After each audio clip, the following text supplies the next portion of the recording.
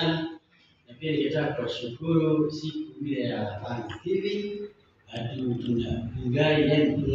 tunakumbuka siku hiyo ilikuwa pia ni kujitolea, maana ungefanya kazi nyingine, mkaja nyote mkafanya ibada hiyo kwa successful. Na Vika aliwahimiza muje na mkakuja. Kwa hivyo nyinyi ni watu wema, na tuombe. Asante Mwenyezi Mungu kwa wakati huu ambapo umetupatia tunene neno lako na tusikize neno lako, tuongoze jinsi ya kusema neno lako na jinsi ya kusikiza neno lako na kulielewa. Na tunaomba katika jina la Yesu Kristo aliye Bwana na Mwokozi wetu. Amen. Niseme maana tunapendeni wageni, jina ni Moses Ndulu, ni mchungaji aliyestaafu. Lakini sisi tunasema kwamba you are in charge and not tired. Kwa hivyo kazi ya Mungu itaendelea mbele. Na kwa hivyo ndivyo basi ndio hapa tuweze kushirikiana na Mungu. Mimi Yesu kama nilikuja kumjua Yesu nikiwa kijana. Najua nilipotoka nitoka nyumbani, nikamaliza shule, nikaanza kupata kazi Nairobi. Hapo ukiwa kijana unasumbuka mengi, lakini baadaye Mungu Mwenyezi alinionyesha pahali pa kwenda kutafuta chakula cha kiroho. Ningeweza kuogelea Nairobi, lakini Mungu akaniokoa. Amezidi kunitunza na kuniongoza katika maisha yangu.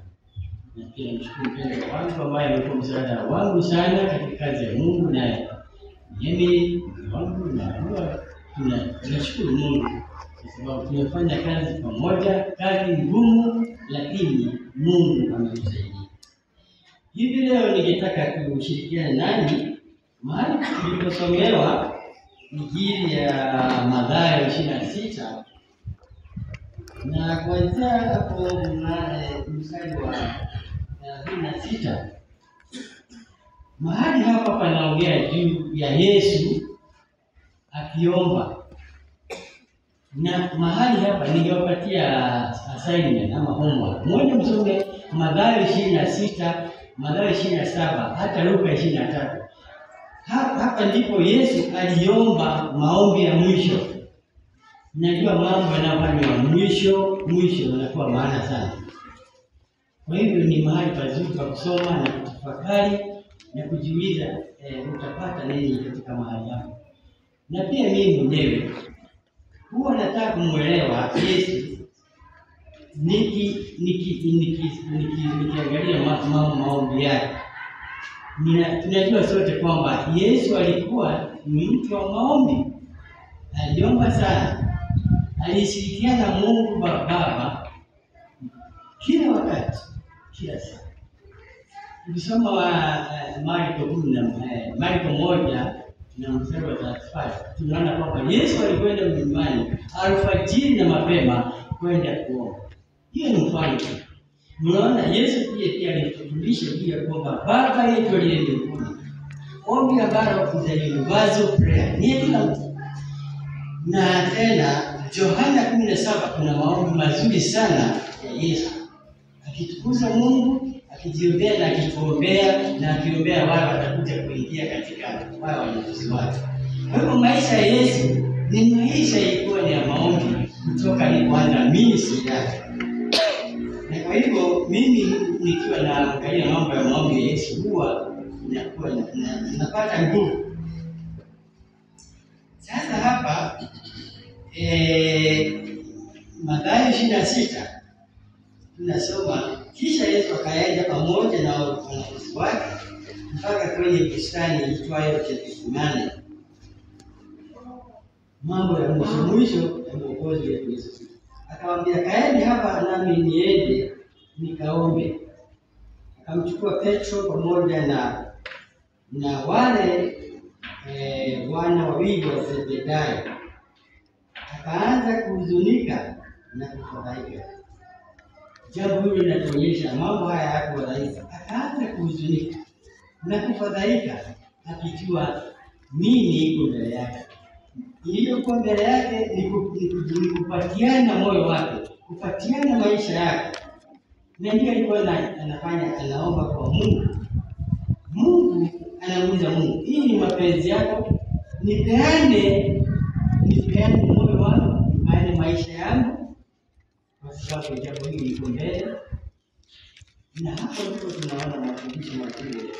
Kitu chote tunachofanya kama watu wa Mungu ni vizuri kuomba. Hii ni mapenzi yako, nifanye hii katika wakati huu. Tuombe, tutumie wakati mwingi kwa kuomba. Na Yesu ndipo tunaambia ajenda nao wachache kuomba. Na akawaambia mstari wa 38, kisha Yesu akawaambia, moyo wangu umejawa na huzuni kiasi cha kufa.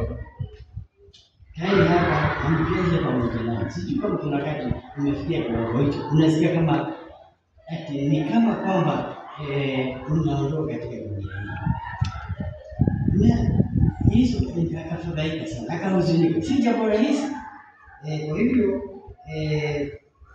akaenda mbele kidogo, akaanguka kifudifudi, akaomba akisema, Baba yangu, kama inawezekana kikombe hiki na kiniondokee, lakini si kama nipendavyo mimi, bali kama upendavyo wewe. Hapa tunaona fundisho lingine kwamba kuna wakati wengine watu wanaomba. Kuna watu wa madhehebu mengine anasema tukiomba uombe kabisa, ni kama twist go down, it goes down. Mshika Mungu mkono na kumwambia usiponipatia hii.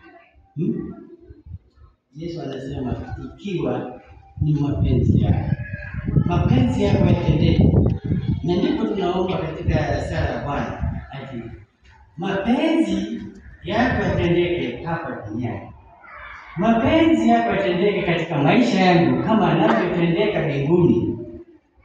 Mapenzi ya Mungu yatendeke. Maana yeye ndiye aliyetupa maisha haya wakati huu.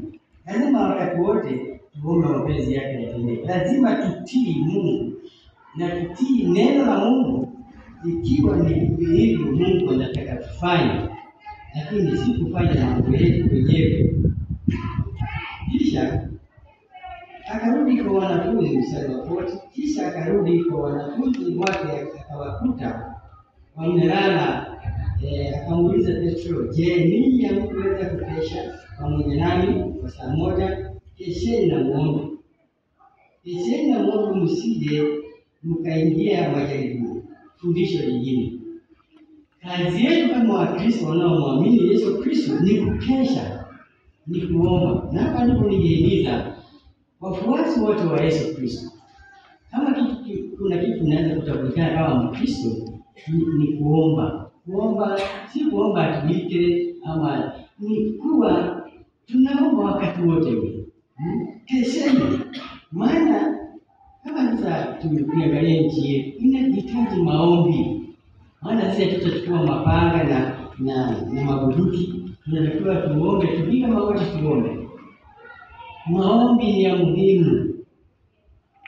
Kanisa la Kikatoliki inaitwa Roman Catholic. Katoliki ni kila mtu, lakini kanisa la Kiroma huwa wana oda za maombi.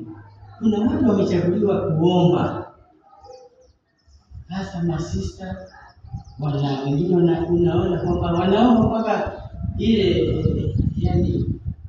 needs zao zinaanza kufanya nini, kama zinalisha, lakini kwa sababu wanaomba kila siku.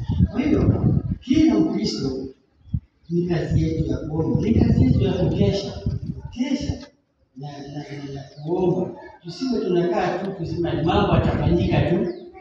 Wakristo wa Kenya wakati huu tuna kazi ngumu, kuomba mapenzi yake yafanyike. Wakati mmoja nilikuwa naongea juu ya Zakayo, kuna redio ambayo nahubiri, nikaongea juu ya Zakayo, nikaomba Mungu, ningeomba wakati huu tuwe na Zakayo kama yule wa Biblia. Tuwe na Zakayo kila mahali. Zakayo wala wajinga habari zake alikuwa ni mwitisha kodi, na alikuwa anaitisha mingi kuliko kiasi. Walioitisha kodi siku hizo walikuwa matajiri. maana walikuwa wanachukua kile wanachotaka. Zakayo alikuwa ni mtu ambaye alitajirika sana, lakini ule utajiri hakumpatia mali. Akawa anamtafuta huyu Yesu, alikuwa anamsikia. Nani Yesu alikuwa anamtafuta? Hakuna Mungu alikuwa. Zakayo hakujua Yesu anamtafuta. Ndipo Yesu akapitia pale wakati Zakayo amepanda mti. Maana alisikia Yesu anaenda kutembea kule. Zakayo kwa zile anasema kwamba alikuwa mfupi. Ingembidi apande mti juu ile mmoja. Mungu Yesu alikuwa sasa umemshika sasa. Akapitia tu pale, kumwambia Zakayo shuka. Sijui Zakayo alishuka, maana hakutazamia, pengine hata alishuka akianguka. Maana hapo aliona upendo usiofaa. Na akasema leo nitakuwa pamoja na wewe mbaya. Yesu Zakayo kafurahi. Na ndipo Zakayo akafanya resolution, akasema mimi nusu ya mali yangu nitawapatia maskini, na kukiwa kuna mmoja hapa ambaye anaweza kukonfirm nimnyang'anya kitu, nitamrudishia mali. Ndio naomba nchi yetu kwa na Zakayo, maana watu wamekula mali ya nchi, wamekula mali ya kila mtu, wanaharibu nchi. Kuna Zakayo kila Jumapili ama kila siku, ili nchi yetu irudi katika hali ilivyo. Maana Zakayo wengi hapa katika nchi wamejificha, lakini tukiomba mtaona Zakayo wakianza kutokea, ambao watasema nusu ya mali yangu nitawapa maskini. Ikiwa ni kudhulumu na njia yoyote ile ikakupenga kunyang'anya kitu, nitakurudishia mara ile. Na hiyo ndio kwa maombi yangu wakati kwamba tumeje wale Zakayo wamechukua. Na nikisema Zakayo, watu wengine wanasema Zakayo ni president. Mimi nasema wale Zakayo wa dunia, sio president. Tuna wengi, na kwa hivyo Mungu atusaidie. Mstari wa 41, kesheni na muombe msije mkaingia majaribio. Wakati wote unapoenda na unaenda safari ama unaenda kufanya kitu fulani, ni vizuri kuomba sana, maana hujui majaribu gani utakutana nayo mahali pale. Ukiwa mtu wa kuomba na Mungu anaweza kukuondolea mambo yote mabaya katika mahali unapoenda. Unaambiwa tena kama mstari wa 42, akaenda tena mara ya pili na kuomba, Baba yangu, kama haiwezekani kikombe hiki niepuke, nisikie basi mapenzi yako yafanyike. Biblia inaambia kwa Yesu aliomba maombi yao mara 3. Akaenda alikuwa anaziona na kutoka bado wanalala. Lakini wanafunzi wake walikuwa wameshikwa na huzuni sana. Maana walimuona Yesu mwalimu yao anaingia katika hali ngumu sana, hata wakashindwa na kuomba. Wakati mwingine mambo kama hiyo yanafanyika katika maisha yetu. Hivi akawaacha akaenda zake tena mara ya 3 na kuomba akisema maneno yale. Kisha akarudi kwa wanafunzi wake akawaambia, bado mmelala na kupumzika? Tazameni, saa imefika ambapo Mwana wa Adamu amesalitiwa na kutiwa mkononi mwa wenye dhambi.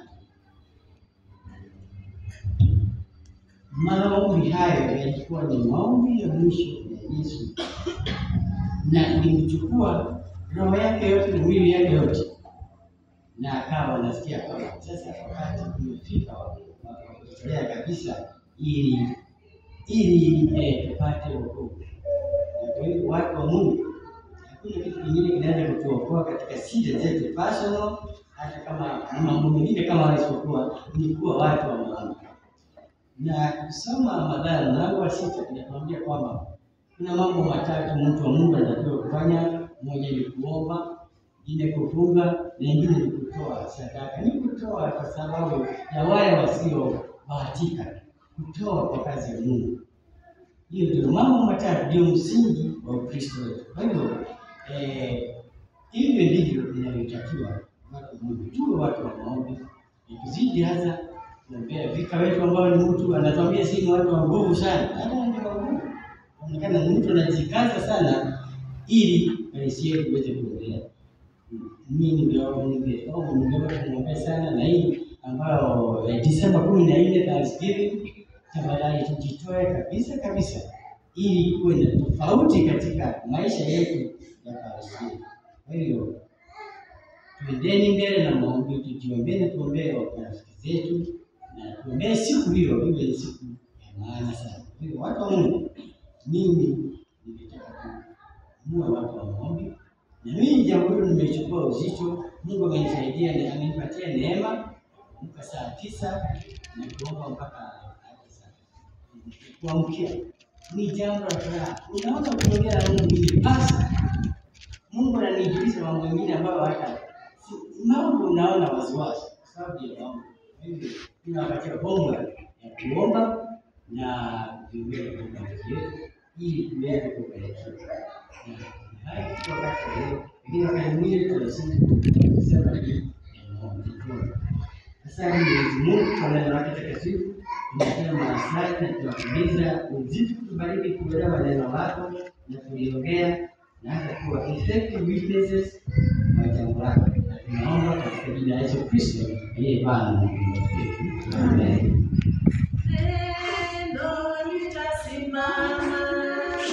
Neno litasimama, ya ulimwengu yatapita, lakini neno litasimama. Simama zote